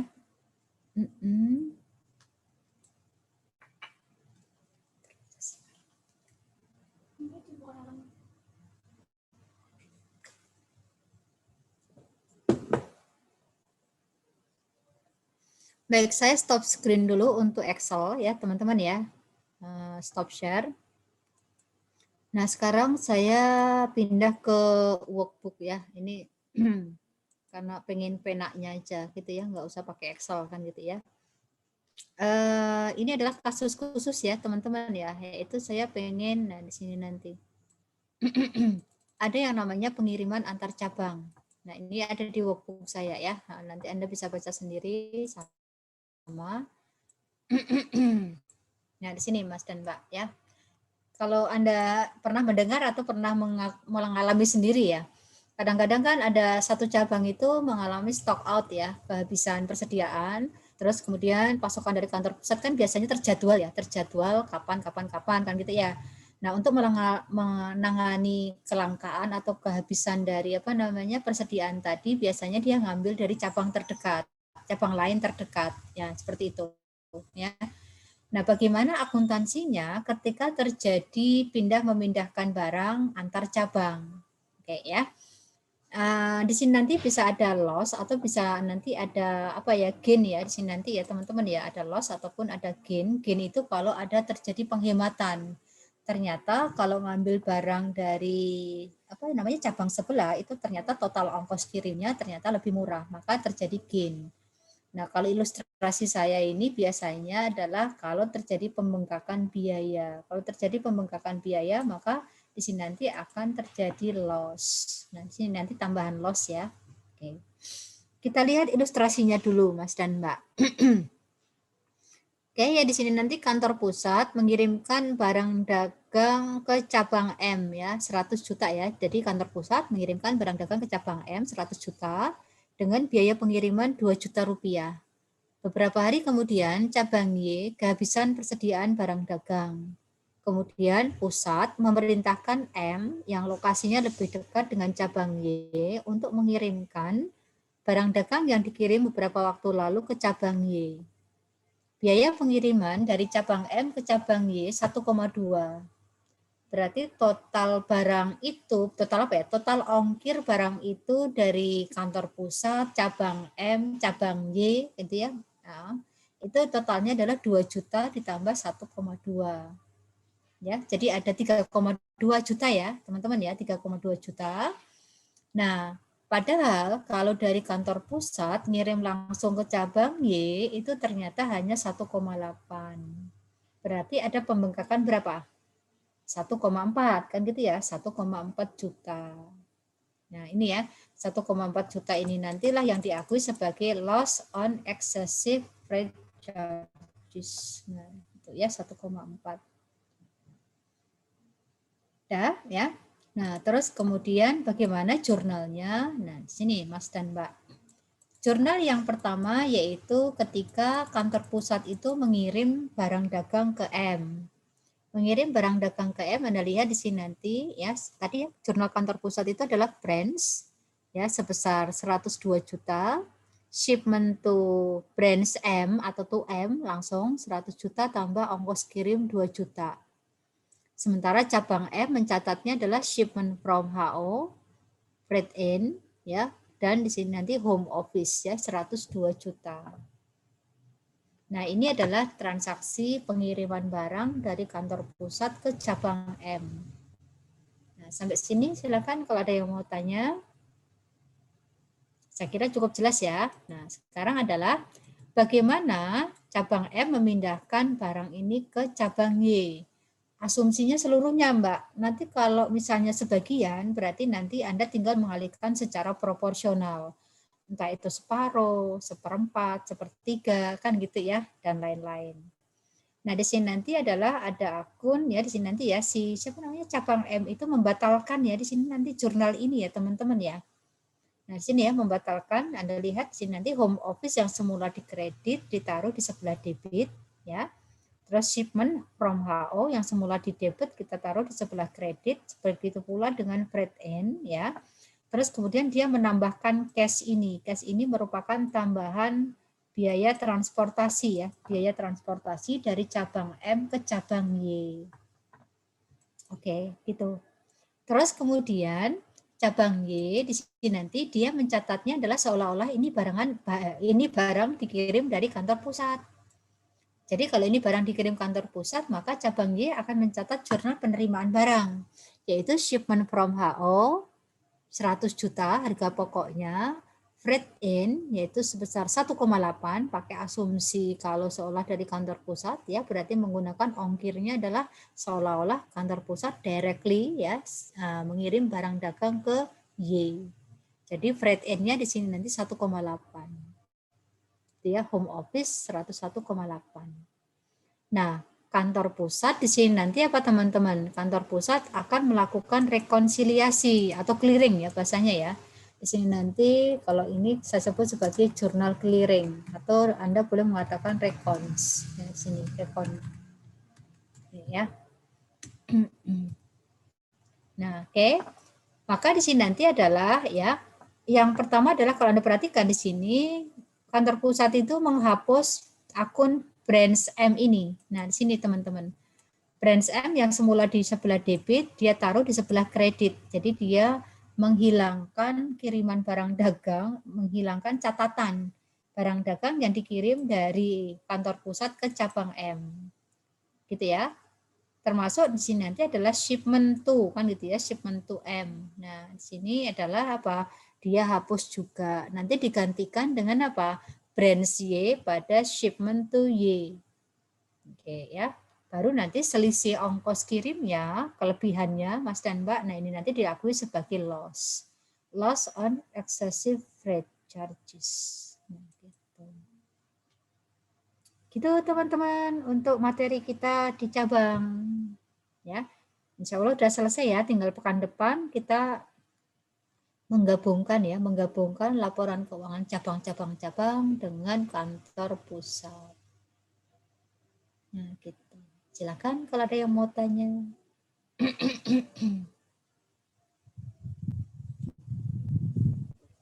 Izin bertanya, Bu.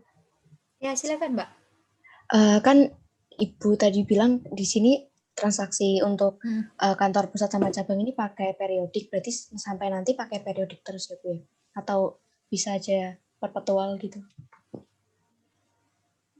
Ya, untuk sementara ini periodik ya, Mbak ya, periodik ya di sini nanti ya, karena kalau pakai perpetual itu agak apa ya?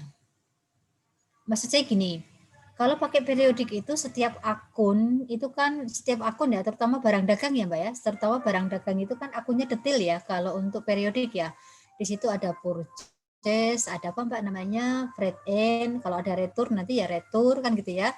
Sementara kalau pakai perpetual itu kan kita semuanya menggunakan akun inventory. Ya misalnya kan perolehan barang dagang inventory di debit gitu ya. Kemudian kalau freight in kan juga pakai inventory. Nah, gitu nggak kelihatan. Jadi di sini nanti ya asumsinya untuk keperluan menjelaskan dan keperluan kuliah kita ke depannya itu adalah kita menggunakan metode periodik. Nah, seperti itu, Mbak. Oh iya, Bu. Berarti agar jelas aja ya buat tiap akunnya jadi pakai periodik. Iya, kalau prakteknya sih monggo saja, silakan. Kalau mau pakai perpetual juga tidak apa-apa, mau pakai periodik juga tidak apa-apa. Nah, gitu Mbak. Yaudah, terima kasih Bu. Yuk, sama-sama. Iya.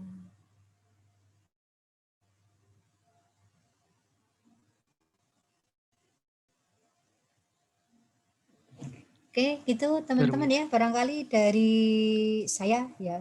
Oh ya silakan.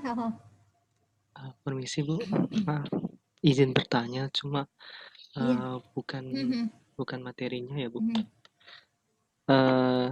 Maksud billet price atau harga faktur itu tuh terkait harga yang sebelum atau sesudah markup, atau mungkin itu tuh terkait tambahan biaya ongkir ya Bu? Maksud dari billet price atau harga faktur ya? Harga faktur.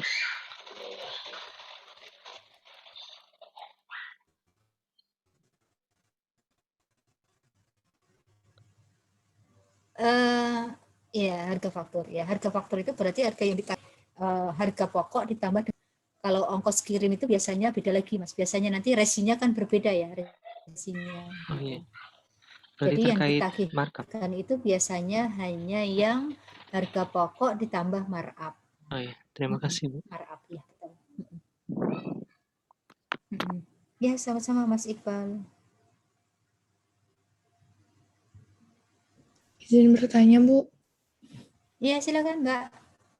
Kan itu di jurnal nomor 3, dia branch M-nya di kredit 103,2, sedangkan kantor pusat kan baru bikin jurnal branch M di debit itu 102. Apakah ada jurnal tambahan, Bu, yang 1,2-nya? Iya, baik Mbak. Terima kasih. Jadi gini saya, apa ya? Ini kaitannya dengan si cabang M itu membebankan. Maaf ya. Jadi yang 1, ini ya jurnal ketiga ya, ini kan ya. Nah ini Mbak, nih temennya ini, gitu ya. Karena seolah-olah kan dari cabang M, halo home office kan gitu ya. Ini ya, saya kembalikan nih 103,2. Jadi seolah-olah 103,2 itu adalah 102 ditambah dengan ongkos ongkos kirim yang ditanggung oleh cabang M. Nah, gitu, Mbak. Jadi makanya branch M yang di sini itu adalah sebesar berapa namanya, Nak? 103,2 ya.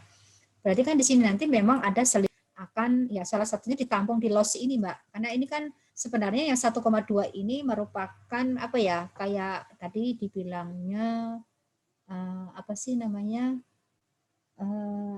Menghamburkan kelebihan ongkir, ya Allah. Ya, maksudnya ya itu tadi, ya menghamburkan ongkos kirim, ongkos angkut ya, karena ada kejadian, ada pemindahan barang dagang dari M ke Y, kan gitu. Nah, seperti itu, Mbak. Oh iya, makasih Bu. Iya, sama-sama.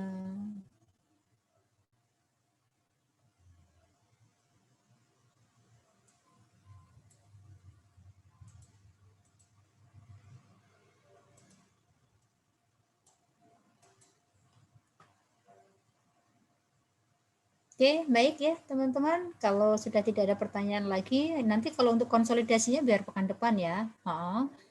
Karena kalau nanti sekalian rasanya nanti ya agak berat ya di situ nanti ya. Kita kasih jeda saja untuk materinya. Baik, saya izin untuk stop share teman-teman ya. Ya, nanti untuk ininya saya share di grup AKL ya. Oke, baik ya. Itu kira-kira materi kita di sore hari ini ya. Ya untuk materi cabang ya seperti itu. Artinya secara materi itu ringkas ya teman-teman ya. Cuman jawabannya yang nggak ringkas itu nanti sama latihan soalnya yang nggak ringkas ya. Jadi mohon nanti kerjasamanya untuk banyak berlatih ya teman-teman. Pekan depan Mbak Ilya, saya dibantu untuk mengatur teman-teman siapa yang mau presentasi soal-soal terpilih ya. Oke ya. Oke, barangkali itu dari saya. Kalau akhir disampaikan sebelum kita berpisah, teman-teman.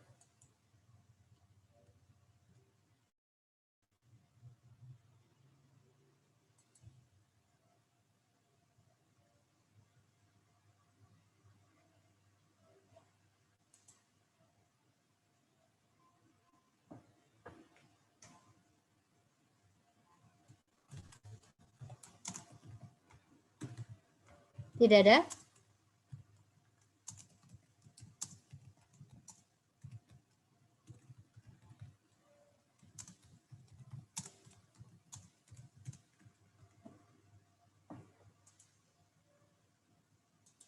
Baik, kalau tidak ada, ya saya akhiri ya. Tapi sebelumnya kita dengar dulu pantun penutup ya dari siapa Mbak Ilya sore ini? Kebetulan dari saya, Bu. Oh iya, habis Hasna terus Hilyah ya. Iya. Oh, silakan. Masa ayam dijemput dan dimasak sedap resep restoran. Terima kasih kami ucapkan. Sampai jumpa di minggu depan. Iya, sampai jumpa Mbak Hilya untuk pekan depan. Cakep ya. Untuk hari ini lengkap kan ya? 31 ya, tambah saya ya, iya. Oke. Baik teman-teman ya, saya akhiri untuk kuliah kita di ya jam 4 kurang sedikit ya. Oke. Mohon keikhlasannya untuk kekurangan waktunya kan gitu ya. Sampai jumpa pekan depan. Oke, semuanya teman-teman. Assalamualaikum warahmatullahi wabarakatuh. Waalaikumsalam warahmatullahi wabarakatuh. Terima kasih banyak Bu. Untuk akhiri meeting ya. Ini live meeting.